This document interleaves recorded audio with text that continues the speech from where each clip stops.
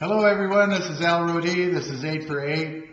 It's another beautiful day in downtown Halifax, even though it's overcast and a little bit chilly. It's a beautiful day everywhere. I am filled with peace and joy. I'm excited about this week. I love you for joining me on this journey. I never know what's going to happen next. Over the weekend, last Tuesday, one of our group participants, Doug Davison, gave me a copy of Carol Look's Attracting Abundance and EFT, working with the laws of attraction and EFT to listen to. And I have to tell you, I'm so happy that I've been listening to it, and I want to talk about one of the ideas that came up out of that set of CDs that I was listening to over the weekend. The idea is about habit. We are in the habit of thinking about our limiting beliefs. Now, we don't do it on purpose, and it's not our fault. So the first thing that we have to do is stop blaming ourselves. Oh, are we in the habit of blaming ourselves? Yes, we are. When we make a mistake, do we say, oh, that was dumb, or, oh, gee, if I hadn't done that, this, that, and the other thing? And we get in this kind of, many of us, and certainly not all of us, but many people, in my experience, in my practice, get in this habit of beating themselves up. And so we have that habit. And where does that come from? Well, it comes from the training that we've had as little children, usually, not always. It comes from being taught that we have to get it right, that we have to work really hard, that we have to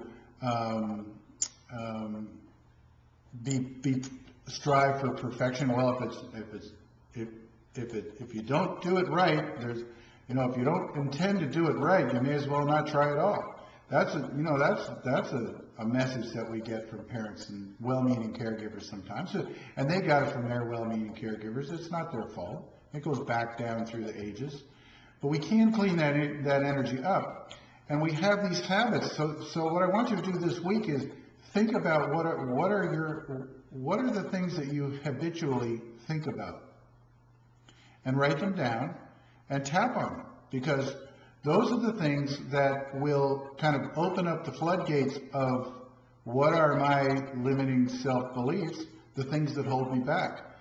Maybe it's the habit of, well, I don't deserve success, or success is dangerous. Maybe I'll lose my family. Or like in the case of one of the stories that Carol Look talked about, this guy was an excellent golfer. One of her clients was an excellent golfer. He wanted to improve on his golf game, but his primary golf partner was his best friend, and his best friend and he were compatible, and somehow he just knew that if he consistently beat his best friend at golf, if he improved his golf game, that his best friend would be upset and he would lose his friendship. And so he held himself back because he didn't want to lose his friendship with his best friend. And so, that's a really legitimate concern for somebody, and you might just want to decide whether your friend, is worth holding back your golf game for, or if there's some other way that you might be able to approach something like that. So I want to just tap on, starting on the karate chop point. Even though I have these habitual thoughts, I love and forgive myself deeply and completely. I have these habitual thoughts that hold me back in life. Oh well. I choose to recognize what they are, where they came from, and who gave them to me as gifts. I see these habitual thoughts as gifts, opportunities to clean my energy, opportunities to make change. Oh, maybe I'm afraid of change. Perhaps that's a habitual thought. I see that thought as an opportunity to change anyway. And I love and accept myself deeply and completely. Top of the head. I have these habitual thoughts. Oh well. These ideas that hold me back, oh well. Inside eye. Changing a thought isn't always easy. And it starts with awareness. Outside eye. When the thought comes into my awareness, I can say, oh, isn't that interesting? Here comes that thought again. You see, these thoughts are repetitive. They're routine. They're habitual. I can recognize them by the habit of them and say, oh, isn't that interesting? Under the eye. How do I find relief right now? I'm having an habitual thought. How do I find relief right now? Under the nose. I wonder who gave me that thought as a gift. I love and forgive whoever that was. I celebrate that individual as someone who also had those habitual thoughts. On the chin. I love and forgive myself these habitual thoughts. I choose to see them coming. I choose to recognize them. And I love and forgive myself these habitual thoughts. When I see an habitual thought, I go, oh, here comes that habitual thought again. Isn't that interesting? Oh well, I love and accept myself anyway.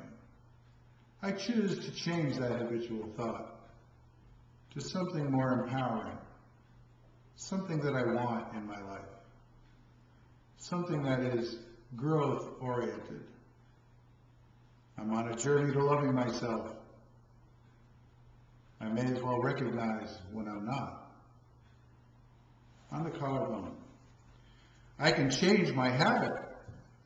The habitual thinking that holds me back can be changed into habits of practicing EFT, or I love you, I'm sorry, please forgive me, thank you. I have these habitual habits, oh well, they're from my past, they're rooted in my past, and I love and forgive myself deeply and completely. Under the arm, I will notice when these thoughts come into my mind that are habitual. I will feel how it feels in my body. I will say, oh, isn't that interesting? I have these feelings, and I choose to feel just a little bit happier right here in this moment.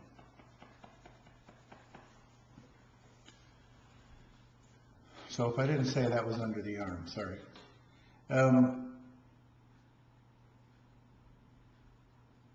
I think I'm going to leave it at that. You know what? This is going to be a wonderful week for everyone who's been on this call today. I just know it. Go back and watch this tapping sequence 2 or 3 or 4 times. I think it's going to be useful for many people. I can't wait to hear your comments. We're attempting to get the blog rolling into Facebook. Please become a fan of 8 for 8 on our Facebook page. If you're not a Facebook member, I know there may be some reason to hold back from that, but if you feel comfortable to join Facebook and you want to become a fan of ours, I would be grateful. And I love you. I'm sorry. Please forgive me and thank you. This is Al Rodi, and we'll see you next Monday morning. I love you. Bye.